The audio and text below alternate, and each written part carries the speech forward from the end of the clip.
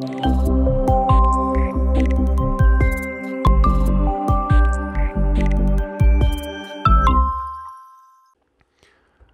we address the behavior of the same solution at large negative x, for pedagogical reasons, it's more instructive to investigate the asymptotics of the solution given by the contour C1 at large positive x. So here is the solution in question.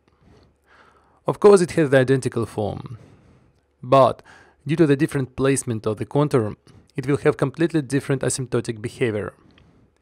It may be already seen from the position of the saddle. The contour is between the branch cuts, but the saddle is to the left of the left branch cut. The steepest descent direction is unchanged. The branch cut, though, obstructs the deformation of the contour towards the steepest descent line. To help you understand better what is going on, let me show you some 3D visualization.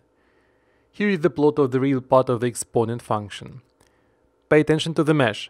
It consists of two families of curves. The first family are the level lines of the surface that you see. The second family is the steepest descent or stationary phase curves. The white curve represents the initial placement of the contour. The green dot marks the position of the saddle. The red lines and red dots are the branch cuts and branch points. As you see, there are two stationary phase curves crossing at the saddle at 90 degrees angle, as it should. The first one is the steepest descent path, and the second one is the steepest ascent path. The latter points directly at the branch point.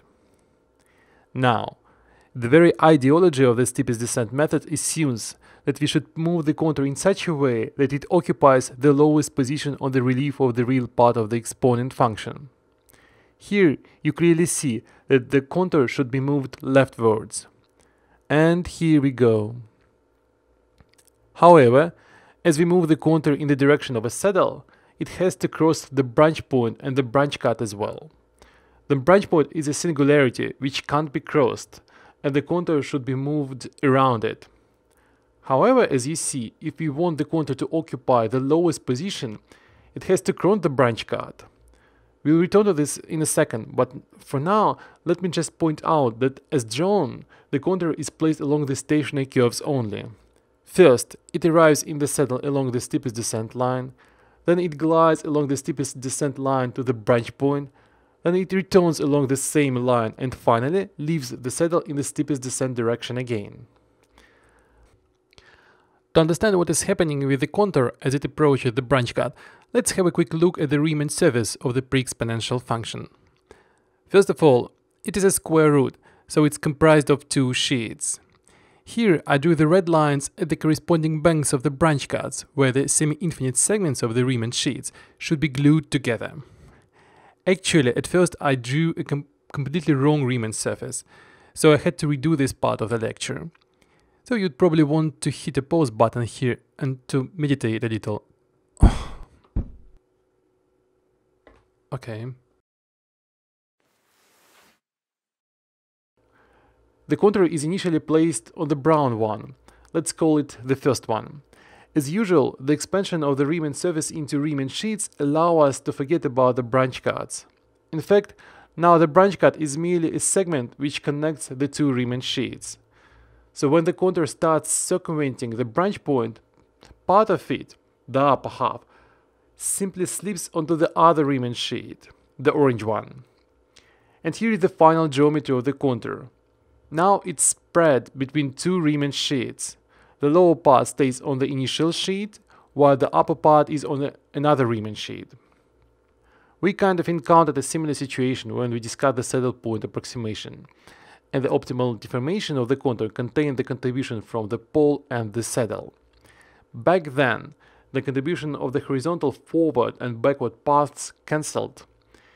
Here, the respective parts of the contour belong to different Riemann sheets, so they won't cancel.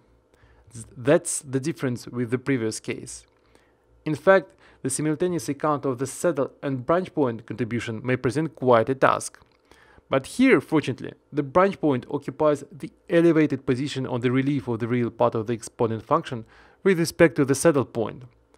That means that the branch point gives the leading contribution.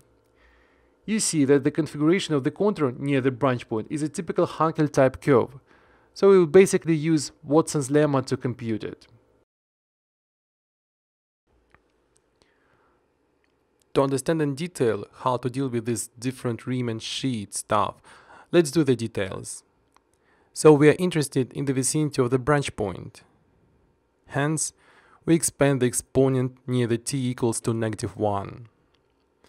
We have the following change of simple algebra.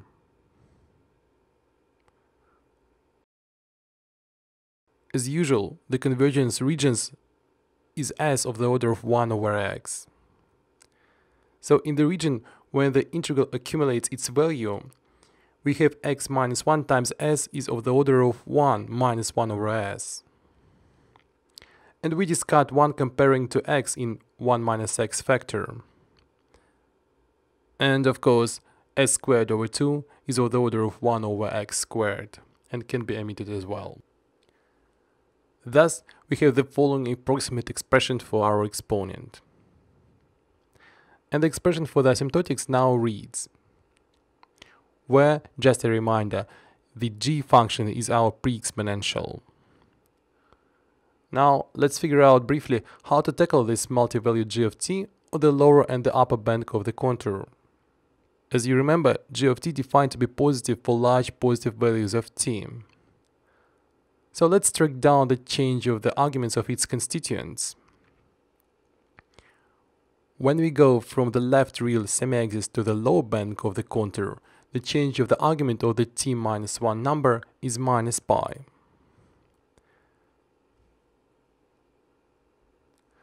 The same is obviously true for t plus 1. So the total change of t squared minus 1 is minus 2 pi. When we make a square root, we end up with minus pi. As a result, g of t function will have the opposite sign on the lower bank. Now we expand it near t is equal to -1 point and obtain.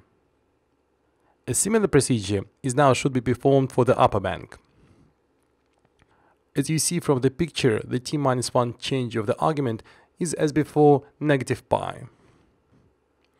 But the t plus 1 change is pi, however. As a result, the total argument of t squared minus 1 stays unchanged. So now g of t function at the upper bank preserves its positive sign, and we have. And finally, we compute the integral defining the asymptotics.